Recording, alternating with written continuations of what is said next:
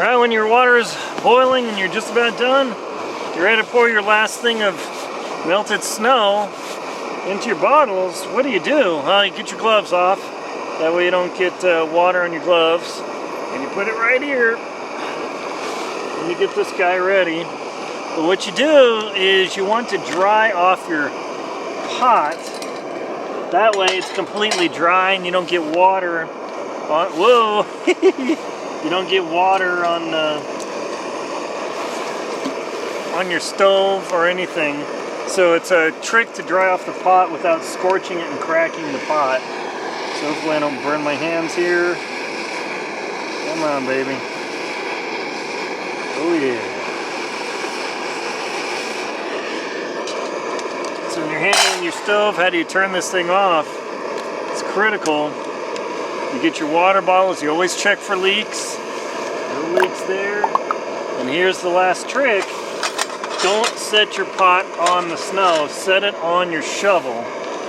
Because you'll get snow on the bottom of your pot and you won't realize it. And then that'll fall on your stove. And that's bad. Also, when you pour water, do not hold the bottle in the air. Always put the bottle on the ground. Pour in control. Prevent any boiled skin injuries or anything like that. Okay, I do not put this pot back on the stove because it'll destroy it. I just prep the, I don't care if the stove runs for a moment. I'll double check that I don't have any leaks. Alright, and then what I do is I shake the stove out and I just gently pass the stove, or the pot, shake the pot out, not the stove. Gently pass the pot over the flame. I do not put it directly on the stove. And very quickly, the pot will be completely dry without scorching. Make sure to get all that water out. Alright. And I don't turn off the stove and use that because that flame sits us up and then it gets all over the place. That's perfect. And then I do the same with the lid. I've usually burned myself with the lid, but that's okay. It doesn't hurt much. And the funny thing is, this combustion reaction generates water as a byproduct, so it actually gets it wet. So you want it hot, but not too hot. And there you go. That is it. Oh yeah, completely dry pot, completely dry lid. Pot on the shovel, then you shut off your stove, and the battery died right at the end of the film. It's a little chilly out here. So I've got the pot, I never put it back on the stove, dried the pot by gently passing it over the flame without putting it back on the stove because it'll bust the pot, then dried the lid off it all, then shut off the stove.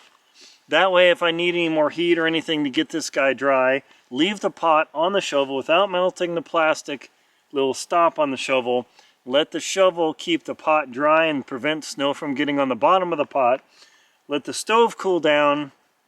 And then when I'm done, I pop off the tank, and then you take when it's completely cold, then you take this guy, turn upside down and shake it 30 seconds, if not a minute. Every direction you hear this click, click, click, click, click.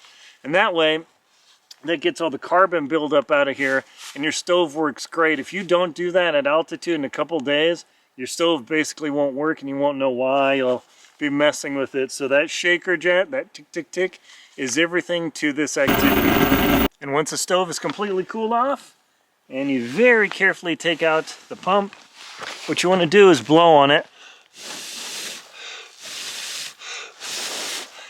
And that dries off all the fuel. Make sure to pump it in a non-drinking snow direction to get any other fuel out. And very carefully put it back in. Its own Ziploc. This pump is everything to you. Treat it gingerly. And then, this cold part, make sure the fuel is going to come out of here. I always make sure to get the fuel out of there. Yeah, I got a little fuel on my hands because it'll drip out of there, and if you get that in your drinking snow. But if you listen, hopefully you can hear it. Oop, there's a noise. Listen. Hear that ticking? Yeah, that's the shaker jet inside the jet where the fuel comes out and sprays and burns. Do this for an entire minute. If you don't hear ticking, and you hold the top, the flame diffuser, if you don't hear ticking, you got a seriously clogged stove and it's gonna stop working. So just keep shaking like crazy and like at least a minute. Usually I do this with gloves on. I'm freezing my fingers off, but that way I didn't get fuel on my gloves, which really sucks. And then once I'm done with this, I will put my stove back in my pot. So that is literally how, ooh, my fingers are freezing. That is literally how you turn off your stove and you dry your pot, and you finish cooking in snowy conditions with a light gas stove. One other thing I forgot to tell you is how I pack this. You get the heat exchanger in the 2-liter pot, get the stove in there, get the annoyingly delicate pump inside there. And that way the stove is fully protected. That way it is not damaged, because without this I have no water, and then don't want that to happen. My name's Aaron Linsdau. I'm a polar explorer and professional adventurer. I'm having a lot of fun out here. Hey, by the way, check out this sweet hat. Just pulled up my stake from the Kiki Gallery, thekikigallery.com by Kelly Gaffney. Beautiful hat here. This is the fauna hat, like fauna animals. Hopefully there are no animals around here. Beautiful. Check out links below to her designs. You can get your, knit your own if you're a knitter, and I don't know if she'll do a custom for you. That's pretty expensive. But good stuff. Please check out links in the description also to my books: Antarctic Tears, Lost in Winnie Corner, Adventure Expedition 1, How to Keep Your Feet Warm in the Cold, The Jackson Hole Hiking Guide, The Most Crucial Knots to Know, 50 Photography Hotspots of Jackson Hole, and the 2024 Total Eclipse Guides, as well as my show Antarctic Tears. Thank you very much for watching. Please like, comment, and subscribe to the channel so you get more info like this.